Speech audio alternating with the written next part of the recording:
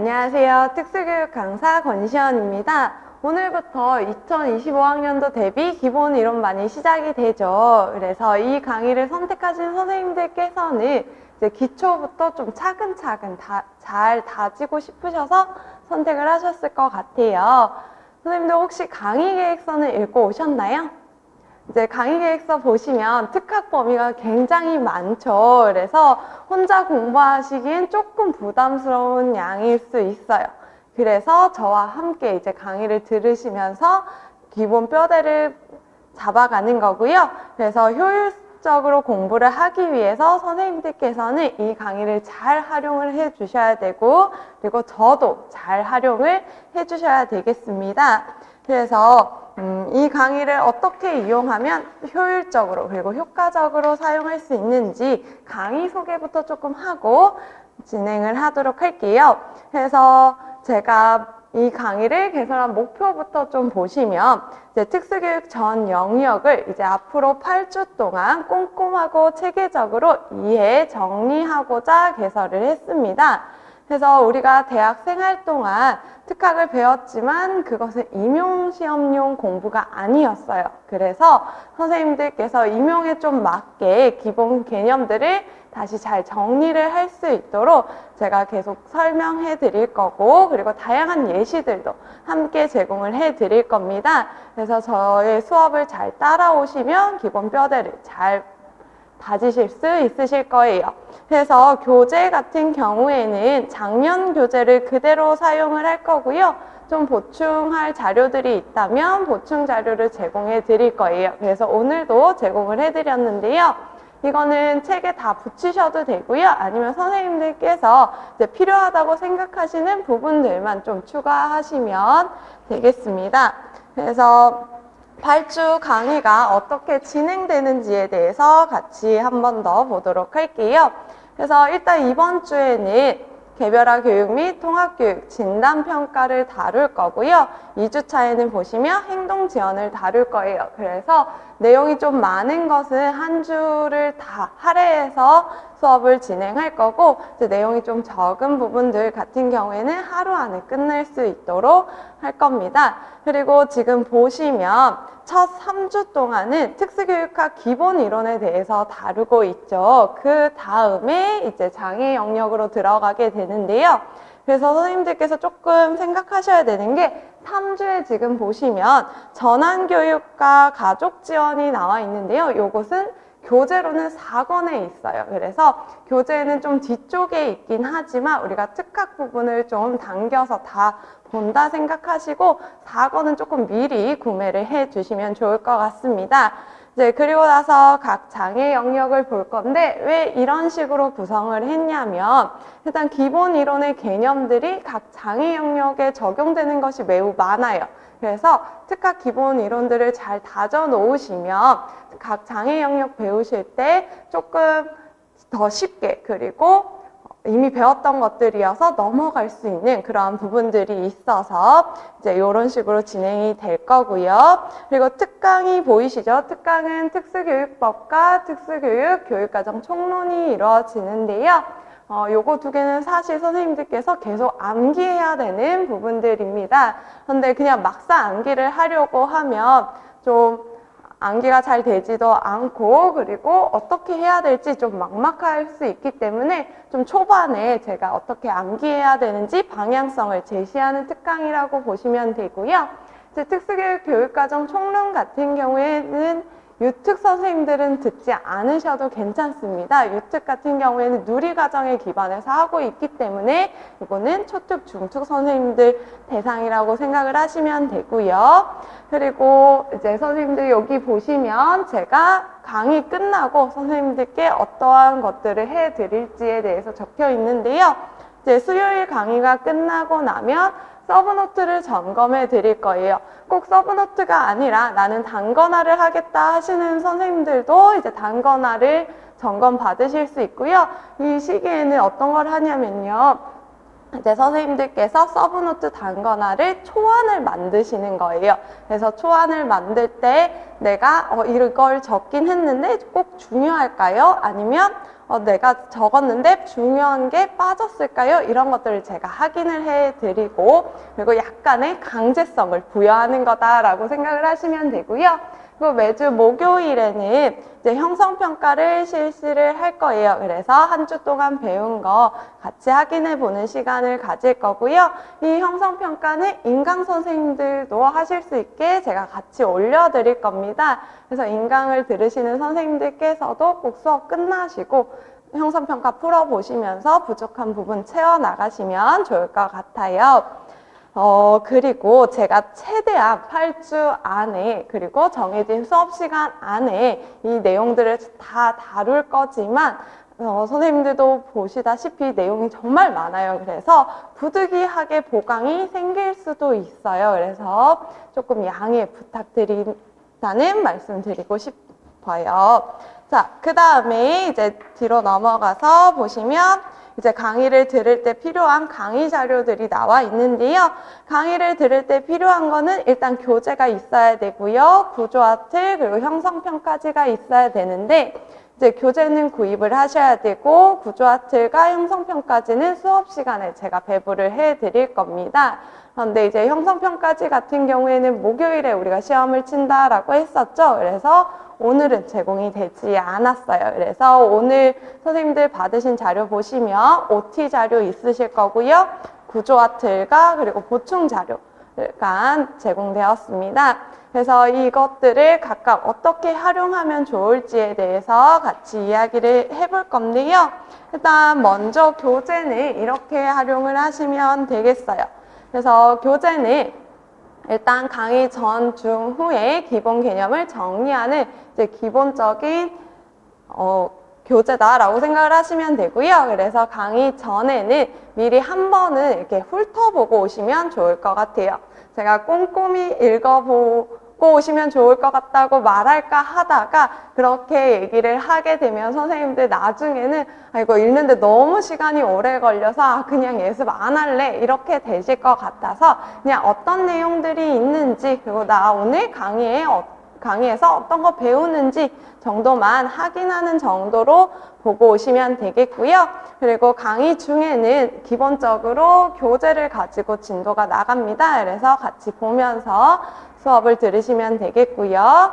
그 다음에 강의 끝나면 꼭 복습이 이루어져야겠죠. 그래서 복습을 하지 않고 제 강의만 들으면 선생님 머리에 강의를 들을 때는 분명히 기억이 나고 이해가 됐는데 혼자 나중에 보려고 하면 기억이 안 날 수 있어요. 그래서 꼭 반복적으로 읽어주셔야 되고요. 그리고 강의 중에 제가 교재를 사용을 할 건데 선생님들께 좀 당부드리고 싶은 말씀이 있어요. 절대 처음부터 알록달록한 형광펜 사용하지 않으셨으면 합니다. 지금은 중요하게 생각이 되어도 나중에 내가 공부를 하다 보면 왜 여기에 줄을 그었지? 이거 별로 중요하지 않은데 책 보기 싫어 이렇게 될 수 있기 때문에 처음에는 좀 연필로 표시를 하는 것을 추천드리고요. 만약에 내가 그래도 형광펜 쓰고 싶다 하시면 좀 연한 색으로 나중에 덧칠을 하거나 이제 더 중요한 표시를 할 수 있는 그런 색깔로 해주시면 좋을 것 같고요. 그리고 수업 중에도 저도 형광펜을 좀 다르게 쓸 거예요.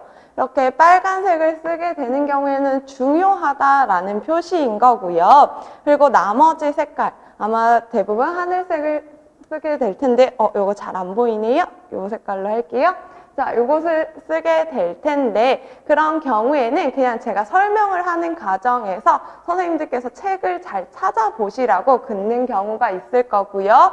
아니면 제가 지금 중요하긴 하지만 지금부터 막 줄을 그을 필요는 없는 그러한 부분들을 이제 파란색으로 표현을 할 겁니다. 그래서 선생님들 구분해서 좀 보시면 좋을 것 같아요. 그 다음에 이제 책에 보시면 더 알아보기 같은 것들이 있는데요. 그거는 이제 심화 보충으로 알아야 될 내용들인데 기본 이론에서 다룰 수도 있고요. 아니면 그냥 제가 넘어갈 수도 있어요. 그 이유는 우리가 기본 이론의 목표는 기본 뼈대를 만드는 거예요. 그래서 그 부분까지는 아직은 몰라도 된다라고 생각이 들고, 그리고 지금부터 설명을 하면 선생님들께서 이제 기본 이론 따라가기도 힘든데 이것까지 이해하기가 어려울 것 같다 하는 부분들은 좀 넘어갈 겁니다. 그 부분들은 심화 이론에서 또 다룰 거니까 선생님들 너무 걱정하지 마시고 그냥 저 따라서 책 같이 보시면 되겠고요. 그 다음에 이제 기출 경향 분석이 되어 있어요. 그래서 작년 책이어서 이제 2024학년도 문제까지는 표시가 되어 있진 않지만 그래도 이제 중요한 부분들과 많이 출제된 부분들이 다 표현이 되어 있으니까 그 부분들 위주로 좀 암기를 해주시면 될 것 같고요. 그리고 중간중간에 대표 기출 문제가 나와 있습니다. 그래서 그것을 같이 한번 풀어볼 건데 이것을 풀면서 어떤 식으로 문제가 나와 있는지, 그리고 어떤 형태로 이 개념들은 문제가 나오는지 이런 것들을 같이 확인을 해 볼 거고요. 그래서 이해도를 확인하고 적용까지 해보는 그런 형태로 진행이 될 겁니다. 그리고 이제 교재뿐만 아니라 제가 오늘 구조화틀을 드렸죠. 그래서 구조화틀은 선생님들께서 이제 배운 개념을 좀 분류하실 수 있도록 틀을 만들어 놓은 거예요. 우리가 집에서 뭔가 물건을 찾을 때도 각 물건이 내가 분류한 대로 정리해 놓은 대로 있어야지만 찾기가 쉽죠. 예를 들어서 거실 TV 리모컨을 찾는데 이게 뜬금없이 부엌에 있다라고 한다거나 아니면 뭐 화장실에 있다라고 했을 때 우리가 찾기가 어렵잖아요. 우리 머릿속도 똑같아요. 내가 잘 분류해서 정리해 놓은 대로 개념들이 들어가 있어야 내가 필요할 때마다 바로바로 인출을 할 수 있거든요. 그래서 그것을 도와드리기 위해서 제공되는 거다라고 보시면 되고요.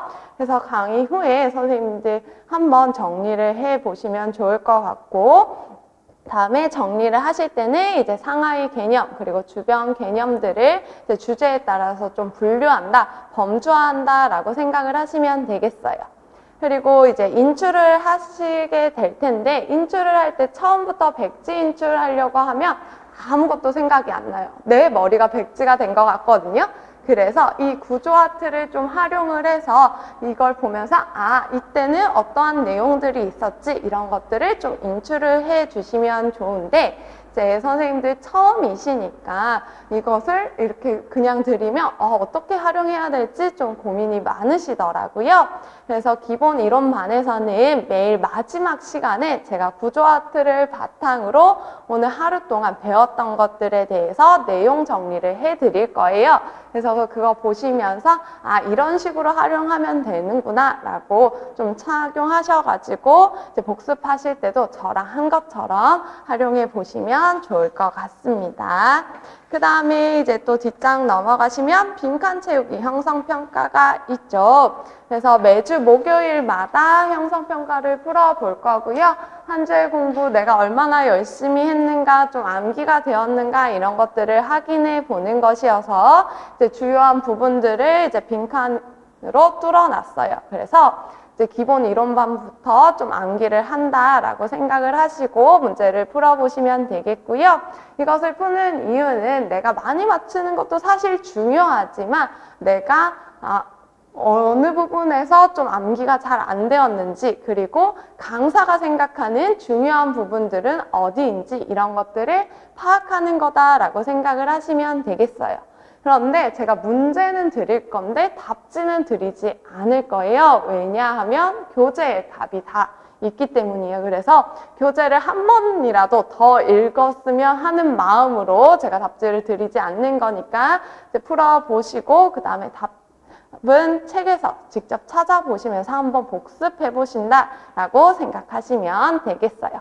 그리고 이제 1주차에는 우리가 이번 주만 공부를 하기 때문에 이번 주에 배우는 이제 개별화 교육 및 통합교육 진단평가에 대해서만 물어볼 거고요. 2주차부터는 그 전 거들도 조금 섞어서 같이 낼 거예요. 그래서 누적된 개념 형성평가라고 생각을 하시면 되고요.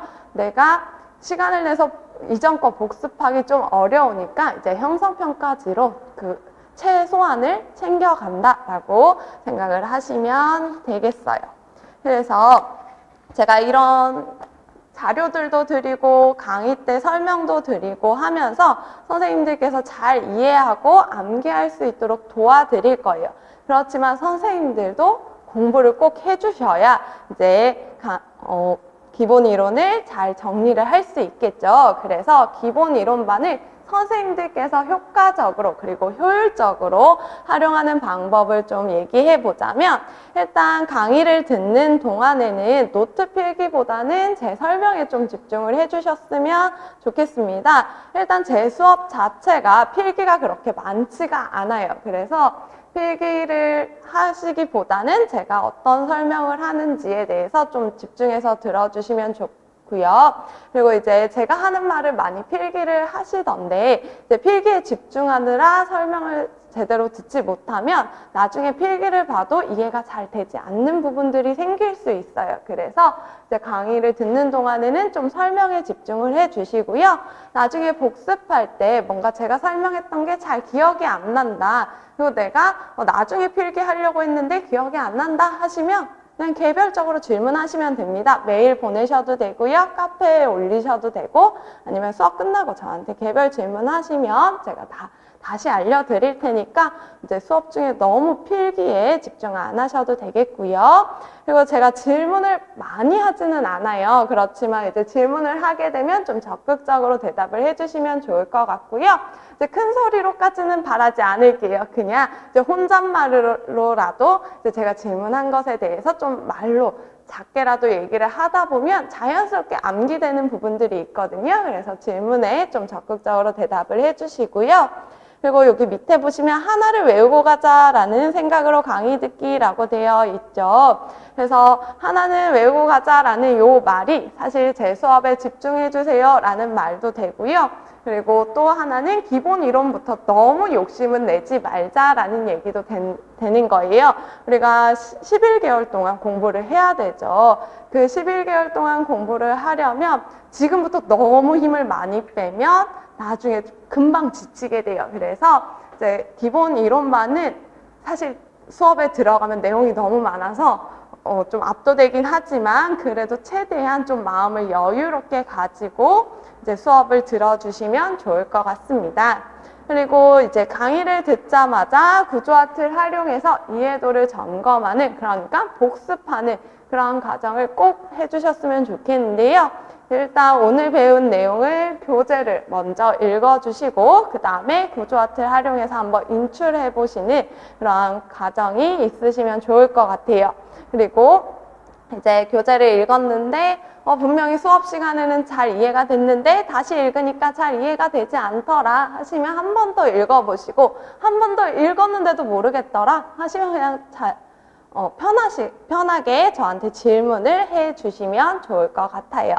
그리고 이제 구조아트의 핵심 내용을 정리하기라고 되어 있는데요. 이제 제가 인강을 봤더니 이런 자료를 올려드리면 한 3번밖에 인쇄가 안 되더라고요. 그래서 구조아트 같은 경우에는 좀 많이 인쇄해 놓으시고 복사 좀 해 놓으셔서 선생님들이 계속 인출하고 복습하실 때 많이 활용하시면 좋을 것 같습니다. 그 다음에 이제 다음 강의 때까지 복습이라고 되어 있고, 제가 교재 최소한 3회독 하기라고 되어 있는데요. 이제 수요일, 오늘 강의가 끝나고 목요일까지 3회독은 어렵죠. 그래서 목요일 강의가 끝나고 나서 이제 다음 주 수요일 강의가 시작될 때까지 이번 주에 배운 거 한 3번을 읽는다라고 생각을 하시고 교재를 좀 계속 꼼꼼히 읽어주셔야 될 것 같고요.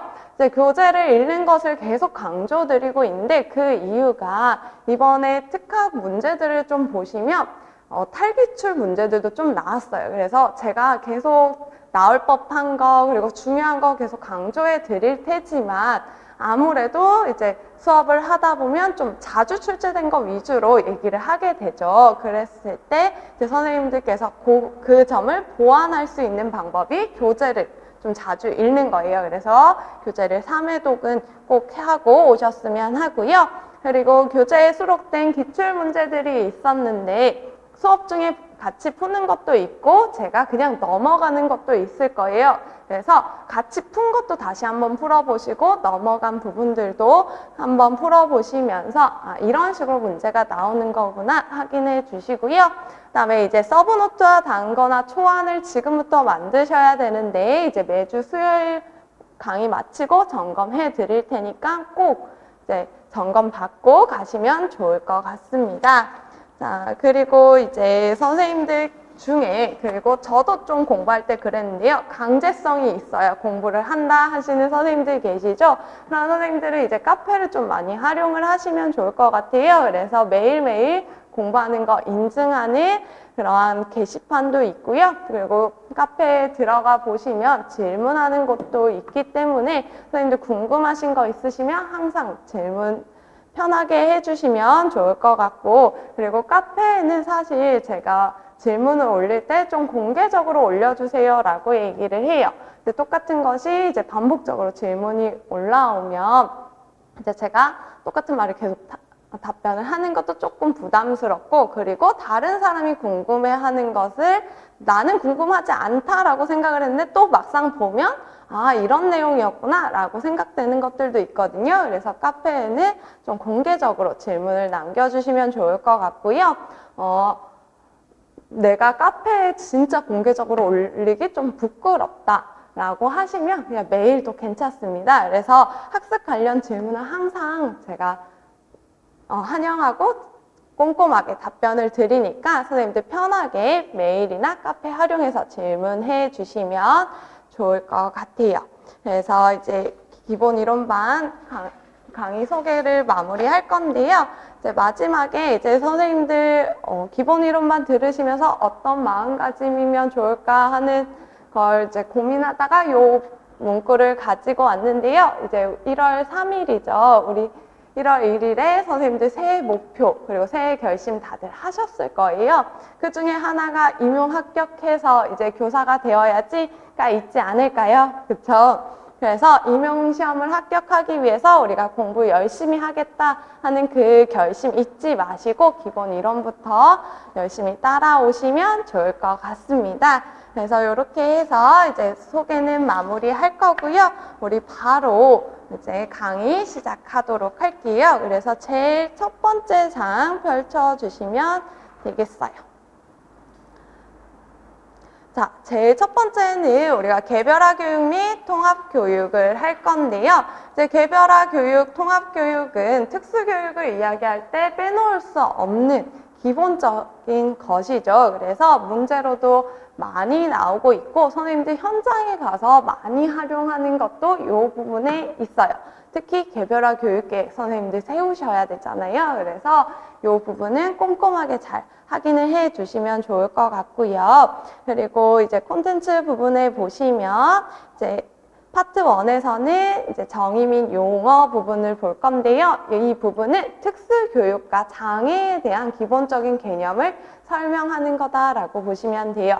그래서 특수교육이 무엇인지 그리고 장애에 대해서 우리가 어떠한 관점을 가져야 되는지 먼저 확인을 해보고 그 다음에 이제 개별화 교육, 통합 교육으로 진행이 됩니다. 그래서 개별화 교육의 개념과 현장에서 잘 적용하기 위해서 꼭 알아두어야 하는 내용들을 같이 알아볼 거고, 그리고 통합교육은 두 가지로 나누어져 있죠. 그래서 파트 3의 통합교육에서는 이제 이론적인 배경들을 볼 건데요.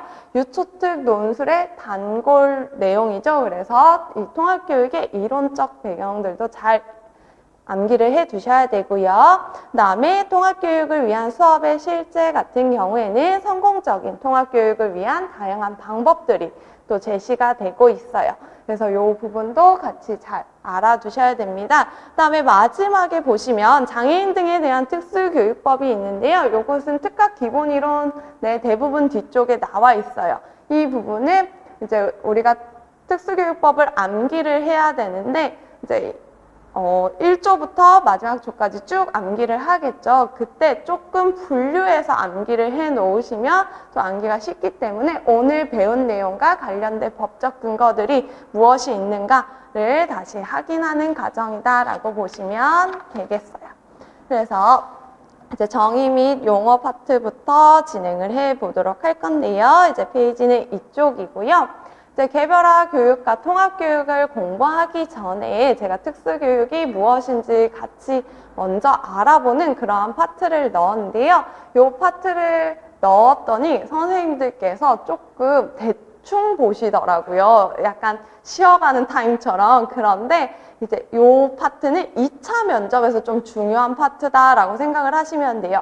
이제 2차 면접에서 선생님들의 교직관이나 아니면 장애관을 물어보는 문제들이 종종 나와요. 그때 활용할 수 있는 게 이 파트이거든요. 그래서 선생님들께서 이 부분을 공부하시면서 각자의 교직관, 장애관을 어떻게 세울 건지 좀 정리를 해 두시면 좋을 것 같습니다. 그래서 특수교육의 정의 및 목적부터 볼 건데요. 이제 특수교육을 정의하기 위해서 쉽게 활용할 수 있는 게 법적 정의이죠. 그래서 특수교육법을 볼 건데 일단 선생님들 특수교육법 특강에서도 얘기를 할 거지만 법에는 쓸데없는 말이 없어요. 그래서 모두 다 의미를 가진다라고 생각을 하시면 되는데 그래서 특수교육에 대한 정의 부분을 지금 보시면요. 1호에 있죠. 특수교육이란 특수교육 대상자의 교육적 요구를 충족시키기 위하여 특성에 적합한 교육과정 및 제2호에 따른 특수교육 관련 서비스 제공을 통하여 이루어지는 교육을 말한다라고 되어 있어요.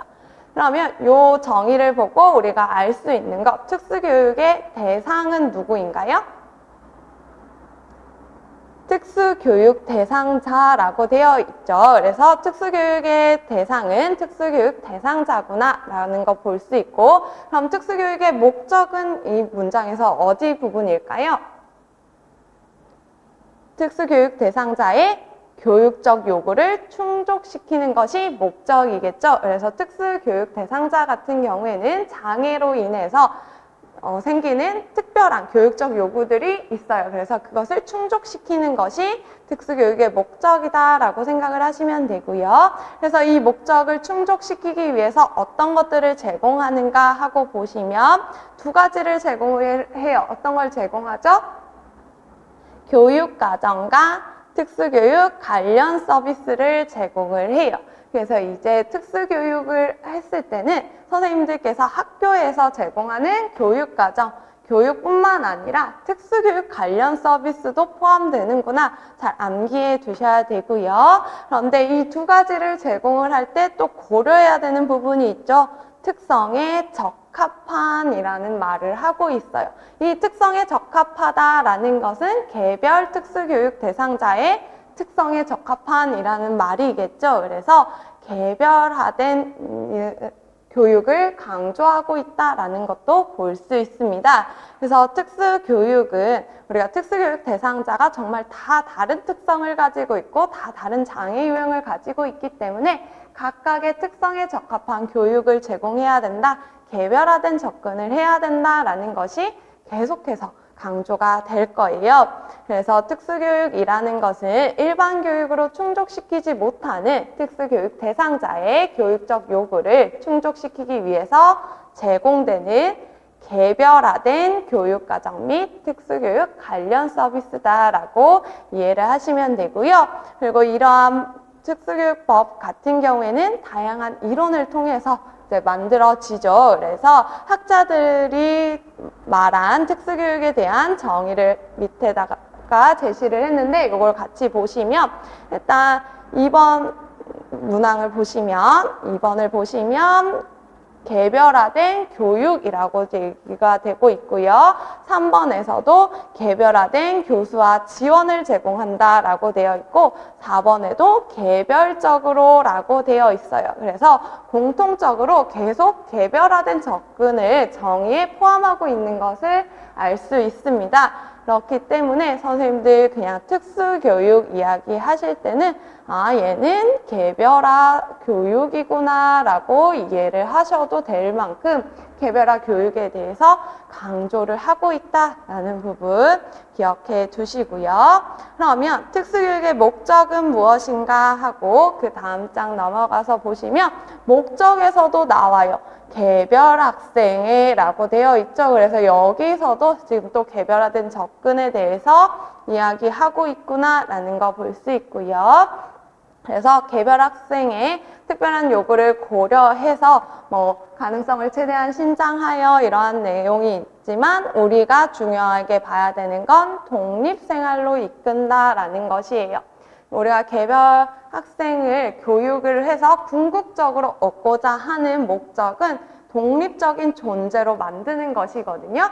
그래서 유특이든 초특이든 중특이든 어떠한 파트의 선생님이시든지 간에 특수교육의 목적은 독립생활, 독립적인 성인이 되는 것을 목적으로 한다라고 생각을 하시고 이제 학생들이 비장애인과 함께 살아가면서 독립적으로 생활을 할 수 있도록 교육을 해야 되는구나 라는 걸 꼭 기억을 해 주시면 좋을 것 같습니다. 그래서 독립적인 존재로 만드는 것이 특수교육의 목적인 거 꼭 기억을 해 두시고요. 그래서 이 목적을 이루기 위해서 특수교육이 하는 역할 보시면 예방, 교정, 보상이 있는데요. 예방은 이제 장애가 이미 있는 학생들의 문제가 좀 더 심화되는 거나 아니면 장애가 심화되는 것을 예방하는 거다라고 보시면 돼요. 그래서 예를 들어서 이제 지체장애 학생을 선생님들께서 교육을 한다라고 했을 때 지체장애 아이 같은 경우에는 마비나 구축이 있을 수 있죠. 그런데 그 마비나 구축이 더 심해지지 않도록 선생님들께서 뭔가 바른 자세로 앉을 수 있게 자세 교정을 해주실 거고 그리고 수업 중에 계속 재활 훈련도 같이 해주실 거예요. 그런 것들을 하는 것이 예방적인 측면이다라고 보시면 되고요. 교정 같은 경우에는 이제 독립적이고 성공적으로 기능하기 위해서 여러 가지 기술들을 가르치는 것을 이야기하는데요. 우리가 독립적으로 살아가기 위해서 중요한 거 무엇이죠? 우리가 독립적으로 살아가기 위해서라고 했을 때 의식주 많이 이야기를 하죠. 그래서 스스로 밥을 먹고 스스로 옷을 입고 이런 것들이 매우 중요한데 그래서 그런 것들을 IP 목표로 많이 세우게 돼요. 그래서 IP 목표로 세우고 그것을 가르치는 그러한 것들이 이제 교정이라고 생각을 하시면 되고요. 그 다음에 보상 같은 경우에는 이제 장애로 인해서 뭔가 어려움이 있는데 이 어려움을 내가 기술을 가르쳐 준다고 해서 뭔가 행동을 가르쳐 준다고 해서 해결되는 것이 아닌 경우에 뭔가 도구를 사용할 수 있도록 도와주는 그러한 것들을 이제 보상이라고 얘기를 합니다. 그래서 뭔가 구어로 의사소통하기가 어려운 학생들 같은 경우에 우리가 계속 구어로 의사소통하라고 지도하는 것이 아니라 다른 방법인 뭔가 AC를 사용하게 가르쳐 준다거나 아니면 수화를 사용하게 가르쳐 주는 그러한 것들을 이제 보상이라고 보시면 되겠어요. 그래서 이제 예방, 교정, 보상과 같은 교육을 통해서 이제 학생들을 독립적인 성인으로, 독립적인 존재로 만드는 것이 특수교육이다라고 생각을 하시면 되고요. 그런데 이러한 특수교육을 학생들에게 제공하려면 우리가 교육을 할 수 있는 공간이 필요하겠죠. 그래서 특수교육 대상자들을 우리가 배치를 하게 되는데 이 배치를 할 때 중요한 것이 최소 제한 환경이라는 것이고요. 그리고 최소 제한 환경과 연결해서 연계적인 서비스 체계까지 좀 기억을 해두시면 좋을 것 같습니다. 그래서 최소 제한 환경이라는 것은 이제 말에서도 알 수 있듯이 이제 최소한의 제한적인 환경이라고 보시면 돼요. 그래서 최소 제한 환경의 원리라는 것은 학생을 최소한의 제한적인 환경에 배치를 하라라는 것이고요. 이제 최소로 제한된 환경이라는 것은 비장애 학생과 분리되지 않은 환경을 이야기합니다. 그럼 분리되지 않은 환경 어디일까요? 통합 환경이겠죠. 그래서 통합 환경에 배치를 해라라고 하는 것이 최소 제한 환경이에요. 그런데 우리가 통합 교육을 그래서 이제 지향을 하게 되겠지만 통합 환경에서 이득을 받지 못하는 학생들도 분명히 있어요. 그런 아동들에 대해서 교육을 제공을 할 때는 꼭 통합교육을 우리가 고집할 필요는 없다라고 얘기를 합니다. 그것이 이제 연계적 서비스 체계다라고 보시면 돼요. 우리가 통합교육을 지향을 하고 그리고 학생들을 통합 환경에서 가르치려고 노력을 해야 되긴 하지만 그것이 꼭 맞지 않은 아동들을 위해서도 연계적인 서비스 체계로 여러 가지 배치 형태를 남겨두고 그 여러 가지 배치 형태에 학생에 맞는 배치를 해야 된다라고 하는 것이 이제 연계적 서비스 체계이자 이제 최소 제한 환경이에요. 그래서 최소 제한 환경 같은 경우에는 여기 지금 보시면 이제 옆에 설명도 되어 있는데 일단 장애 아동을 장애가 없는 또래 가정, 지역사회로부터 가능한 한 최소한으로 분리시켜야 한다는 개념이기 때문에 이제 통합 환경에 배치하는 걸 가장 먼저 고민하셔야 되는 건 맞아요. 그렇지만 각 아동에 따라서 다를 수 있기 때문에 그 아동에게 맞는 최소한의 제한된 환경에 배치를 해야 된다라는 것이 요 이야기다라고 보시면 되고요. 그래서 밑에 내려가서 보시면 이제 특수교육의 연계적 서비스 체계라는 것이 있는데요. 이제 1단계에 나와 있는 일반 교육의 일반 학급, 그래서 최소한의 보조를 제공하는 이 부분이 사실 그냥 일반적으로 얘기하는 최소 제한 환경이에요. 그런데 이 환경에서 먼저 배치를 고려해 보지만 이 환경에서 교육적 이득을 받지 못하는 경우에는 좀 더 제한적인 환경들을 고려할 수 있다라고 얘기를 하고 있는 거고요. 그런데 이제 최소 제한 환경의 원리를 우리가 고려해서 최대한 학생이 통합을 할 수 있는 것을 고려해야 된다라고 이해를 하시면 되겠어요. 이 부분은 우리가 뒤에 가서 통합교육에서 한 번 더 보도록 할게요.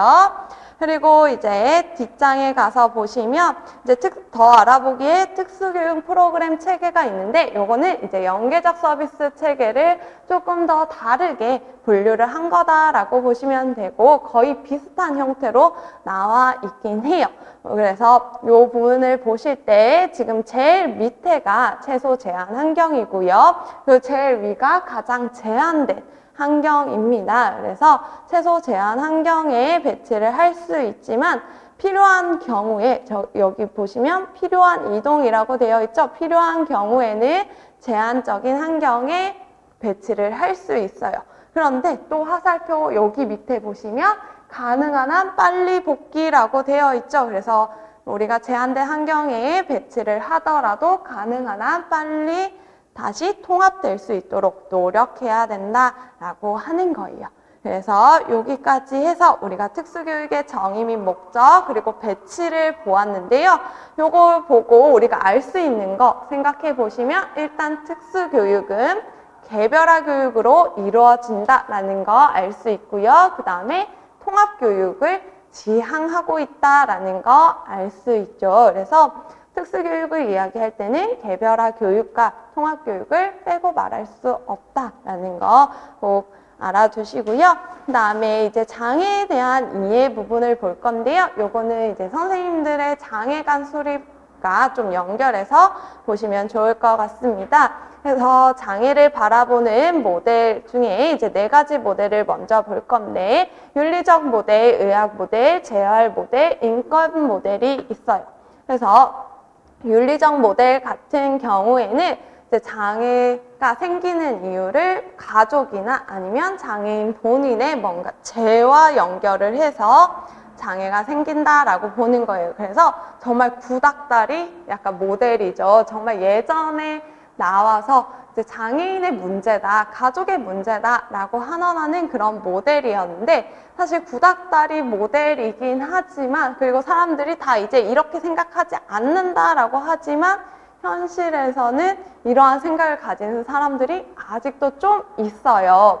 이제 제 친구 예시를 좀 들자면 제 친구 중에 이제 시각장애인인 친구가 있었는데 그 친구가 이제 길에서 어떤 교회에 전도하시는 분한테 잡힌 거예요. 그러면서 이제 이제 눈이 안 보이니까 흰 지팡이를 들고 다니니까 아 이런 시각장애가 생긴 거는 선생님 목사님께서 이제 교회를 안 다니셔서 그렇다. 이제 교회에 가셔서 회개하시고 기도하시면 이제 눈이 괜찮아질 거다라고 얘기를 하는 거예요.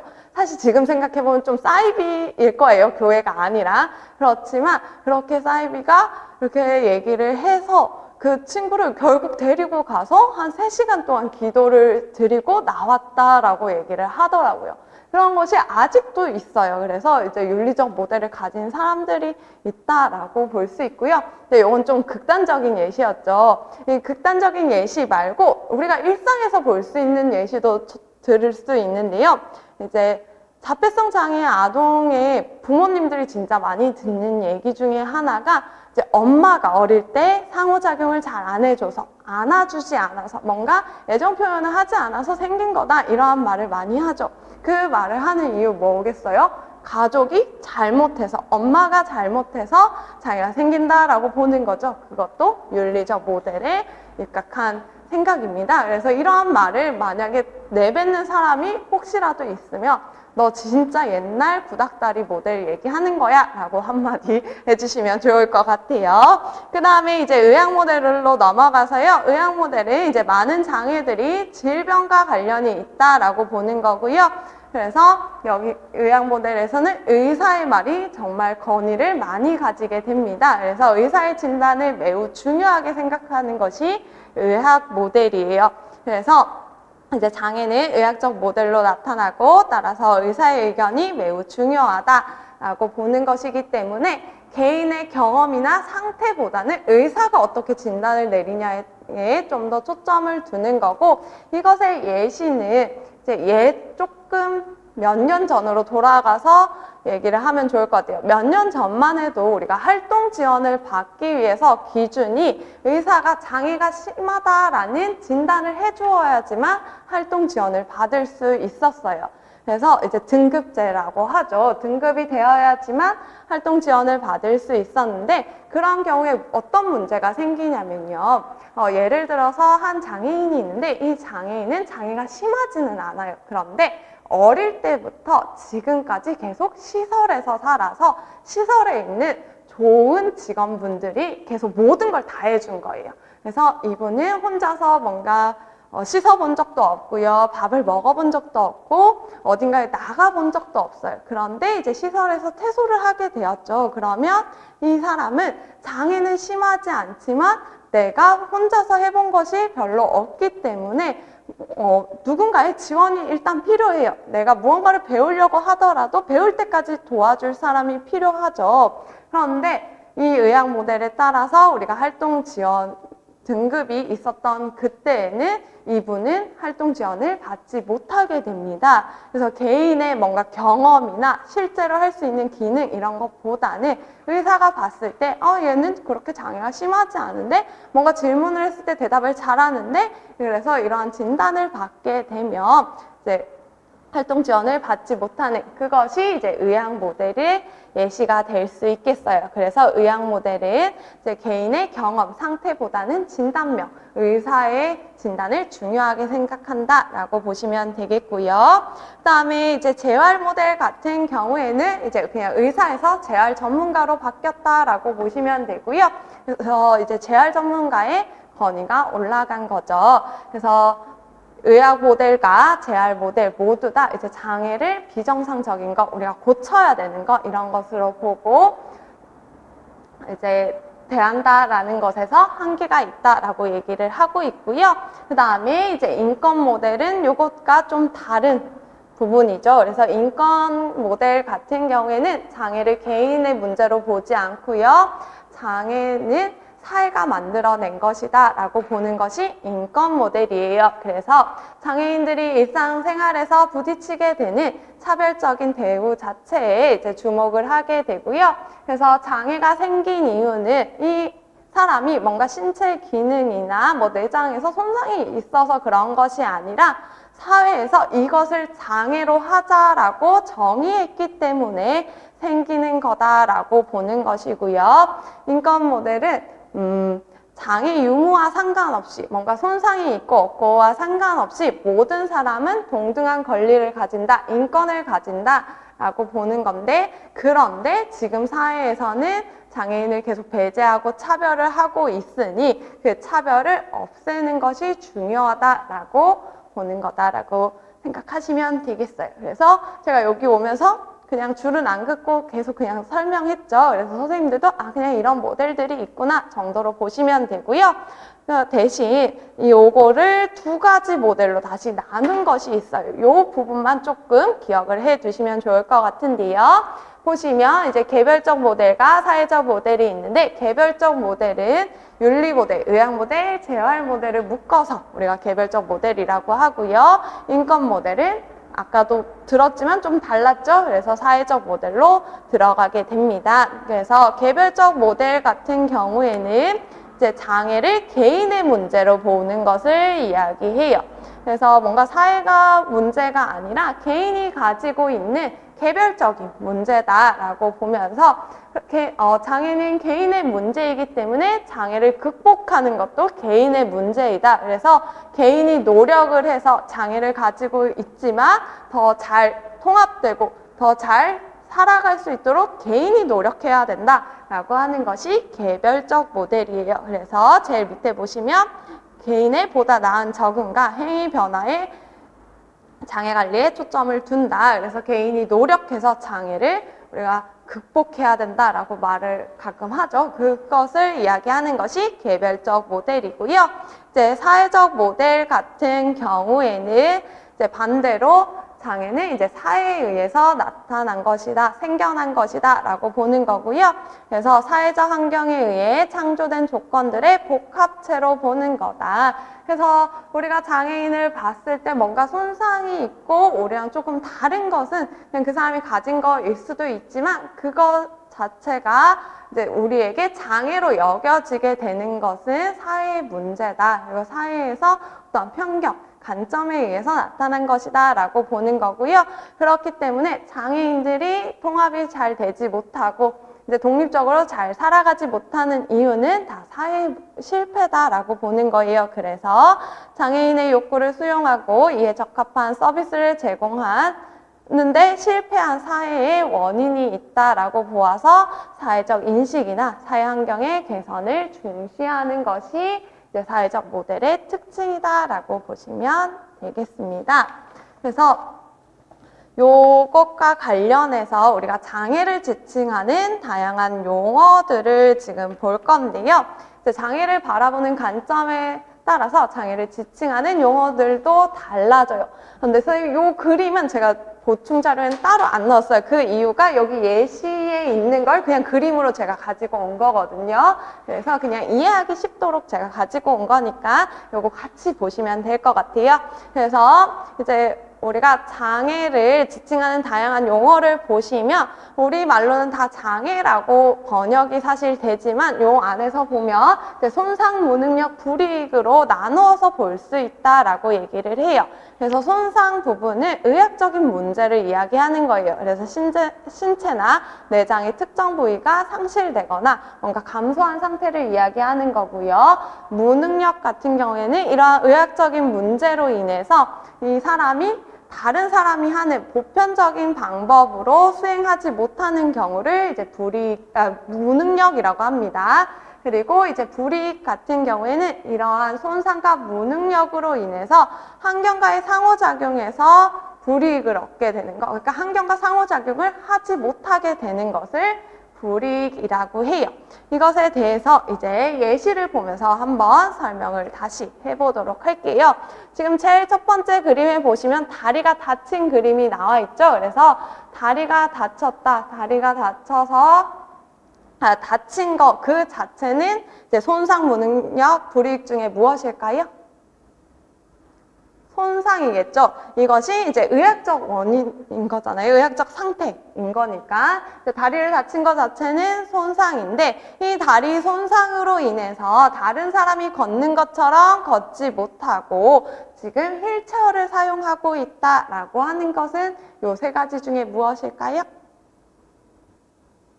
무능력이겠죠. 여기 무능력에 보시면 이제 사람들이 보편적으로 수행하는 방법으로 수행하기 어려운 상태라고 되어 있어요. 그 말은 이제 다른 사람들 우리가 무언가를 이동하기 위해서는 두 다리를 활용해서 걷기라는 보편적인 방법을 사용하는데 지금 이 사람은 다리가 손상이 되어서 휠체어를 사용하고 있으니까 보편적인 방법에서는 벗어나죠. 그래서 무능력이라고 보는 거고요. 그런데 이 사람이 이제 휠체어를 타고 이동을 하지만 지금 세 번째 그림 혹시 잘 보이시나요? 지금 보시면 휠체어를 탄 사람도 있고 아닌 사람들도 있죠. 그래서 휠체어를 내가 타고 있지만 비장애인과 함께 탁구 경기를 할 수 있다라고 한다면 이것은 불이익일까요? 불이익이 아닐까요? 그쵸? 불이익이 아니겠죠. 내가 다리 손상도 있고 휠체어를 탄다는 이제 무능력도 있긴 하지만 근데 활동에는 잘 참여할 수 있다. 환경과 상호작용할 수 있다 하면 불이익이 아닌 거고요. 그런데 만약에 내가 휠체어를 타고 있어서 친구들이 축구를 하는데 나를 끼워주지 않는다. 그리고 나는 축구에 낄 수 없다. 이러면 얘는 불이익이 되는 거예요.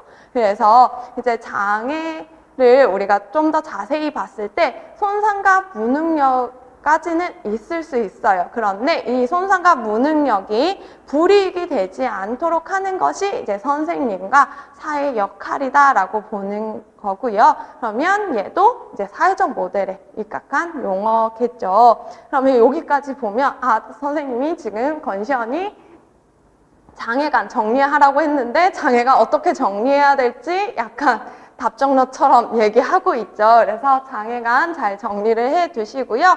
이제 마지막으로 ICF 모델을 볼 건데요. ICF 모델 같은 경우에는 세계보건기구에서 제시한 장애 모델이에요. 그래서 여기서는 이제 인간의 건강을 신체 기능, 활동, 참여의 세 가지 측면에서 이해하려고 한다라고 되어 있는데 우리는 좀 장애에 좀 더 초점을 맞추어서 인간의 장애를 신체 기능, 활동, 참여의 세 가지 측면으로 설명을 해 볼 거고요. 요 세 가지가 상호 영향을 미쳐서 상호작용을 해서 장애가 생겨난다라고 보는 것이 ICF 모델이다라고 일단 이해를 하시면 되겠어요. 그랬을 때 우리가 도식을 보면서 조금 얘기를 해볼 건데요. 어떠한 개인이 있는데 이 학생이 이제 지체장애를 가지고 있다라고 했을 때는 이 지체장애는 개인이 가진 신체 기능의 제한이죠. 그래서 신체 기능의 제한으로 지체 장애를 가지고 있는 거고요. 그런데 이러한 신체 기능이 활동에 영향을 미친다라고 했어요. 그래서 이 학생을 봤더니 이 학생이 지금 지체 장애로 인해서 음식 섭취에 어려움을 보인다라고 가정을 했을 때 이제 지체 장애 자체는 신체 기능이지만 음식을 먹는 그 행위, 식사하는 활동에 참여하기 어려운 건 이제 활동에 들어갈 수 있죠. 그래서 활동을 수행하는데 어려움을 겪는 그러한 영향을 줄 수 있고요. 그리고 반대로 활동이 또 신체 기능에 영향을 줄 수 있어요. 활동, 지금 식사를 하는데 어려움을 겪기 때문에 이 학생에게는 음식을 만약에 갈아준다라고 얘기를 했을 때 이제 음식을 갈아준다, 활동에서 제한을 준다, 보편적인 방법으로 못하는 거죠. 그랬을 때 신체 기능에는 어떠한 영향을 줄까요? 우리가 음식을 갈아 먹게 되면 씹기를 하지 않게 되죠. 그래서 씹기 기능이 약화되는 또 신체 기능의 제한이 또 생기는 그러한 영향이 생길 수 있어요. 그래서 지금 신체 기능과 활동이 서로 상호 영향을 주고받는 거 예시 들어드렸고요. 그런데 이제 신체 기능과 활동이 서로 영향을 주고받기도 하지만 참여와도 영향을 주고받아요.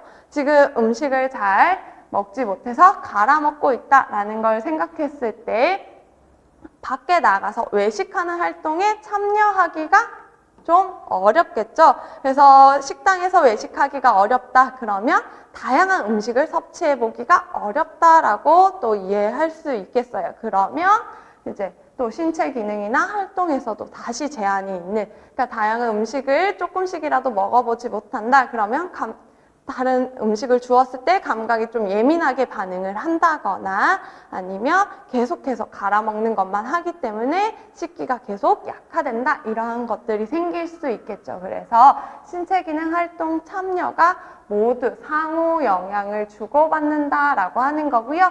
이러한 상호 영향을 주고받음으로 인해서 한 사람의 장애가 결정이 된다, 만들어진다라고 보시면 되겠습니다. 그래서 신체 기능 활동 참여에 개인적 요인 그리고 환경적 요인들이 상호작용해서 개개인의 건강 상태, 그러니까 장애를 구성한다라고 보는 것이 ICF 모델이다라고 보시면 되고요. 선생님들 여기에 하나만 조금 적어 놓으시면 좋을 것 같아요. 지적장애에서 우리가 요거를 한 번 더 볼 거거든요.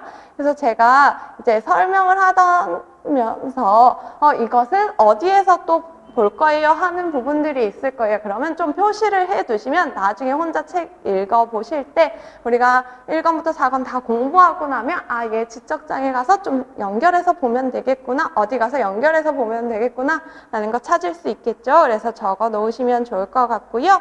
그래서 이렇게 해서 우리가 지금 특수교육과 장애에 대해서 한번 알아보았고, 잠깐 쉬고 와서 이제 개별화 교육 이어서 보도록 할게요.